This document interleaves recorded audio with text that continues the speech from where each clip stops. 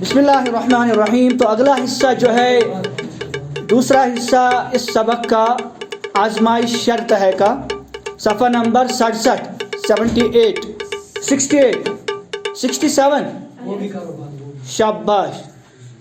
چلے دیکھیے اب تو قاتل کو پولیس جو ہے نا وہ تلاش کر رہی تھی, سرگرم تھی, ایکٹیو تھی, ہر جگہ سے ایکٹیو تھی وہ بہت زیادہ. ادھر سرکاری مخبر کو جب اس بات کا علم ہوا, سرکاری مخبر سے کون مراد ہے؟ وہ اس کا دوست. جب اس کو اس بات کا پتہ چلا, اب دیکھو اس بات کا علم ہوا, آپ نئی نئی اردو سیکھی, نئے طرح کی اردو سیکھی.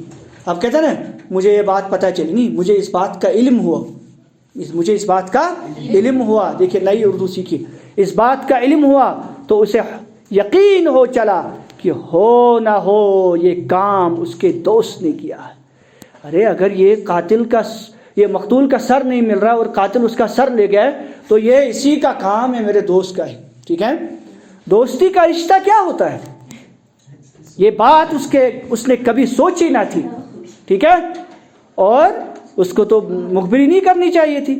چنانچہ اس نے اپنے فرائض منصبی, اپنی ڈیوٹی, فرائض منصبی کیونکہ ڈیوٹی تھی اس کی, اس کو تو کرنا تھا, فرائض منصبی اور انعام کے لالچ میں, دوسری طرف انعام کے لالچ میں بھی اس نے پولیس کو خبر کر دی. ہاں مجھے پتہ ہے کہ یہ قتل کس نے کیا ہے اور کہاں پہ اس نے چھپا دیا ہے. پولیس کے عملے کو لے کر اپنے دوست کے گھر کی طرف روانہ. پولیس کی ٹکڑی کو, عملہ پولیس کی نفری کو, پولیس کے اس ٹکڑی کو, پولیس کی اس جماعت کو کہاں لے کے گیا؟ اپنے دوست کے گھر کی طرف روانہ ہو گیا. راستے میں اس نے اپنے دوست کو گھر کی طرف جاتے ہوئے دیکھا. اب جب جا رہا تھا اس نے اسی دوست کو دیکھا, وہ بھی گھر کی طرف جا رہا تھا. تو اس نے پولیس کے عملے کو قاتل کی نشاندہی کراتے ہوئے درخواست کی کہ وہ اسے اپنے دوست کا سامنا کرنے کی اذیت سے بچائے رکھے. اس نے کہا ارے دیکھو قاتل تو یہی ہے, آپ اس کے پیچھے پیچھے جائیے. ٹھیک ہے, قاتل یہی ہے, اور لیکن میں اس کے سامنے نہیں آ سکتا کیونکہ میرا دوست ہے. میں نہیں چاہتا ہوں کہ یہ مجھے دیکھ لے, اس کو پتہ چلے کہ میں نے مخبری کی ہے. آپ مجھے اس عذاب سے بچاؤ, مجھے اس میں معافی دے دو. آپ میں نے نشاندہی کرنی ہے نا, بتا دیا نا کون ہے. چنانچہ یہ کہہ کر وہ ایک طرف کو چھپ گیا. اب وہ چھپ گیا اور پولیس آگے بڑھ گئی اس کو پکڑنے کے لیے, اور پولیس نے نوجوان کو گرفتار کر کے تھانے پہنچا دیا. تھانے دار اشتہاری ملزم کو دیکھ کر خوشی سے پھولا نہیں سماتا تھا. اور جب اس پولیس آفیسر نے, تھانے دار یعنی پولیس چوکی کا آفیسر, اس نے جب اس اشتہاری ملزم یعنی اس ملزم کو جس کا کہ ایڈورٹائزمنٹ کیا گیا تھا, نامور ملزم, بڑا نامور, جس کا بہت بڑا نام تھا, کہ جس کو ڈھونڈنے میں پولیس ڈھونڈ رہی تھی, کئی دنوں سے نہیں تلاش کیا جا رہا تھا, اس کو پا ہی نہیں رہے تھے. اس کو دیکھ کر خوشی سے پھولا نہیں سمانا. خوشی سے پھولا نہیں سمانا, بہت زیادہ خوش ہونا. یہ کیا ہے؟ محاورہ ہے. آپ کو امتحان میں محاورے آئیں گے, یہ محاورہ ہو سکتا آ جائے, اس محاورے کو یاد رکھیے. خوشی سے پھولا نہیں سمانا یعنی بہت زیادہ خوش ہونا. اور اس نے فوری طور پر تفتیشی عملہ ریسرچ, جو سرچ بل ہوتے ہیں, جو جاتے ہیں تفتیش کرتے ہیں کہاں ہے کیا ہے, انٹراگیشن وغیرہ کرتے ہیں. ٹھیک ہے, مجرموں سے اس کا جرم قبول کرواتے ہیں.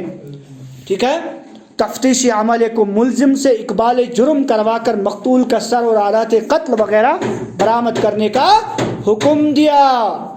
تو اس نے کہا جاؤ, چلو اس کو لٹکاؤ اس کو, اور اس کو کہو کہاں پہ کیا کیا, اس کا انٹراگیشن کرو. تفتیشی عملے کو تب جب تک یہ جرم کو قبول, اقبال جرم, جب تک یہ جرم قبول نہ کرے, اپنے گناہ کا اقبال یعنی اپنے جرم کو مانے نہیں, اقرار نہ کرے, قبول نہ کرے, تو اور اس کا جو قاتل کا جو مقتول کا جو سر ہے جس کو اس نے قتل کیا اس کو برآمد کرو, اور جس چیز سے اس نے اس کا قتل کیا ہے اس کو بھی برآمد کرو. آلات کہتے ہیں وہ جس سے انہوں نے قتل کیا ہو. یہ سن کر نوجوان نے، جو کسی طرح بھی قاتل دکھائی نہیں دیتا تھا، حالانکہ وہ بیچارہ عام سیدھا لگتا تھا، وہ قاتل بالکل بھی نہیں دکھائی دیتا تھا، یہ بھی کوئی قتل کر سکتا ہے، تھانے دار سے یہیں سے کہا، تھانے دار صاحب، حضور سنیے محترم سر، دیکھیے سر، آپ میرے ساتھ میرے گھر تشریف لے چلیے، میں آلہ قتل اور سری پائے دونوں کی نشاندہی کروں گا، میں آپ کو کلہیر سر اور پاؤں بھی دکھا دوں گا، سری پائے یعنی کلہیر پائے چک دکھاؤں گا، اس نے بولا کلہیر پائے چک، کشمیری میں کہتے ہیں نا کلہیر پائے چک، اور وہ آلہ قتل بھی دکھاؤں گا، اور وہ قتل کرنے کا آلہ جس سے قتل کیا جاتا ہے وہ بھی دکھا دوں گا، دونوں کی میں آپ کو دکھا دوں گا کون ہے۔ تھانے دار نوجوان کے منہ پر زوردار تھپڑ مگات رسید کرتے ہوئے گرجا، مذاق کرتا ہے، کلہیر پائے چک دے گا، مذاق کرتے ہو؟ نوجوان نے دل برداشتہ لہجے میں جواب دیا، اب نواز، ارے آپ سنیے نا میری بات، میں سچ کہہ رہا ہوں، آپ چلیے میرے ساتھ، میں مذاق نہیں کر رہا ہوں، ٹھیک ہے آپ چلیے تو میرے ساتھ گھر۔ تھانے دار نوجوان کو ساتھ لے کر اس کے گھر پہنچا تو نوجوان کی نشاندہی پر گھڑے میں سے وہ تھیلا برآمد کیا گیا، اس نے وہاں سے وہ تھیلا نکالا جس میں سری پائے رکھے ہوئے تھے، اس میں سچ مچ میں کیا تھا؟ کلہیر پائے سکتے، کسی بیڑ کی یا کسی جانور کی۔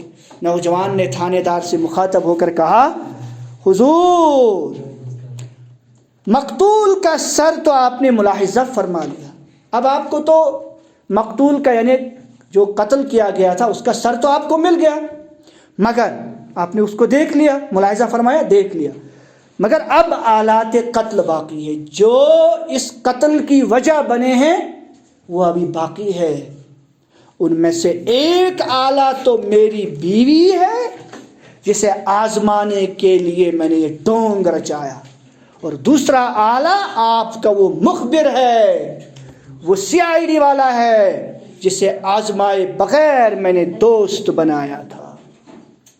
وہ آلات قتل جو ہے نا، آپ ان دو کو بھی ساتھ میں لے کے جائیے، کیونکہ وہی اصل میں ان کو میں نے آزمانے کے لیے یہ ڈھونگ رچایا تھا، یہ ایک طرح سے ایک قصہ کہانی گاڑی تھی، میں نے ایک طرح سے آزمانے کے لیے میں نے ایک یہ طریقہ اپنایا تھا۔